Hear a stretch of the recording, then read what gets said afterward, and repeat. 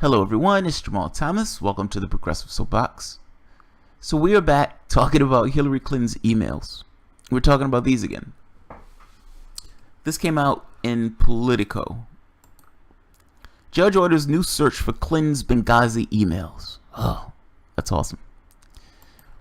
Part of the problem with what Hillary Clinton did when she was in the State Department, it's twofold.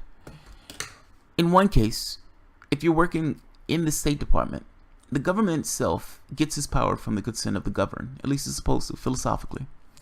And getting its power from the consent of the governed, logically, if you're going to give consent, you need to know what the government is doing. I can't necessarily give consent to what the government is doing if it's a mystery to me. So it requires a certain amount of transparency. FOIA requests, Freedom of Information Act requests, are there to try to give you information about what the government is doing. You send a request, I want information on this. The government is going to send you back data from a particular department. Now, yes, some of that may be redacted, but you're getting back information from the government itself on the operations of said government. Now, in this specific case, Hillary Clinton, as she was working from the State Department, had a private server. Now, if the government gets its power from consent of the governed, and if in order for me to know and give that consent, I need to know what the government is doing, then I need access to the information about what the government is doing. If Hillary Clinton is keeping this stuff in a private server, then sending FOIA requests is not going to give you that information because the government doesn't have the information to turn over at that point. It is in Hillary Clinton's private server. That's the first problem. The second problem is some of that information was secret intelligence. It was secret intelligence. Private access projects. Special access projects. Things that weren't supposed to be into public light and certainly not supposed to be sitting on a private server in her basement. So you can see the problem being twofold. A, you're reckless with state secrets and people have gone to prison for less. And B, the public should be able to have a certain amount of oversight in regards to what you're doing, and you're obfuscating that by having that information hidden in your server. This question came up in regards to Benghazi. What information is out there within regards to Hillary Clinton's emails regarding Benghazi? Now, let's read part of this. 9 months after presidential election was decided, a federal judge is ordering the State Department to try again and find Hillary Clinton's emails Hillary Clinton wrote about the Benghazi attacks. The U.S. District Court Judge Amit Mehta ruled the State Department had not done enough to try to track down messages Hillary Clinton may have sent about the assault on the U.S. diplomatic compound on September 11th, 2012, an attack that killed 4 Americans, including U.S. Ambassador to Libya. It was a tragic mistake. It was a tragic situation.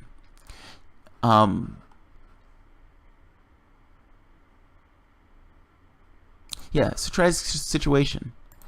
Now, you can make a case that says our intervention caused resentment around the world. Fair enough. You can make a case that those people killed in the attack and everything else, for the most part, had to do purely with blowback on our actions around the globe. Fair enough. Hillary Clinton, up to this point, has shown nothing to do with it. And it wasn't a situation where her decisions were wrong. They just didn't have the assets to get over there to protect that particular compound.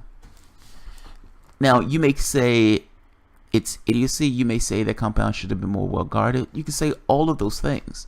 What we're talking about is she criminally negligent? Or did she do something materially wrong? They've had one investigation after the next, and they haven't been able to lay a glove on her. So to some degree, this is a fishing expedition. But let's talk about it nonetheless. Because like I said before, there is a problem with the way she functioned in the State Department. I just don't necessarily see a problem with this specific case, the Benghazi issue. But look, they're digging for information.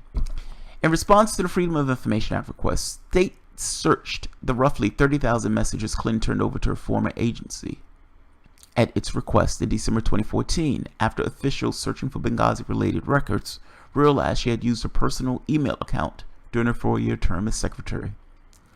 State later searched tens of thousands of emails handed over to the agency by 3 former top aides, Clinton, Aberdeen, and Cheryl Mills, and Jake Sullivan. Aides to Clinton, Huma Aberdeen, Cheryl Mills, and Jake Sullivan.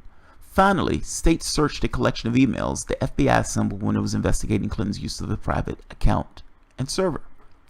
In all, the State found 348 Benghazi-related messages or documents that were sent to or from Hillary Clinton in a period of about 5 months after the attack.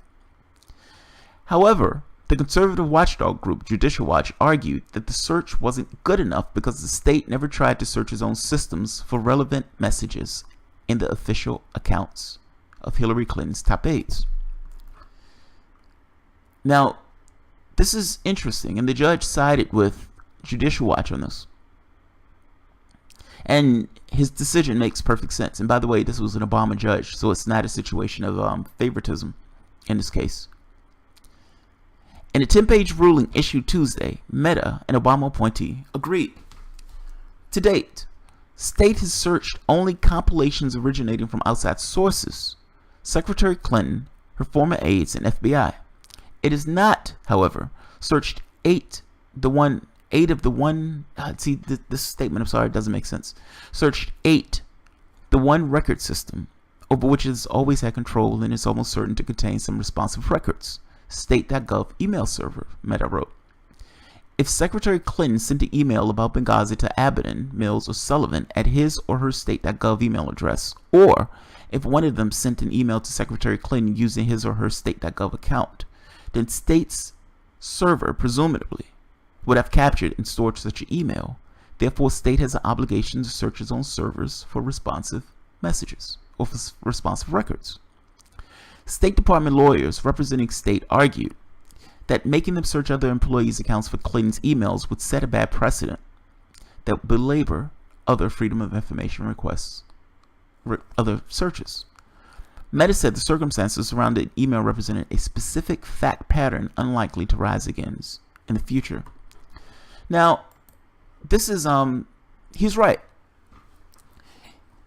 If those things were done in a .gov account, those things should be susceptible to public scrutiny anyway. Meaning, if the judge is saying, look, any information that's Hillary Clinton sent to any of these people, or any information that was sent back to Hillary Clinton in regards to Benghazi, that information is pertinent to the investigation. It's a material of the State itself. As a material of the State, that information should be released. It's a fair point. It's a fair point. I've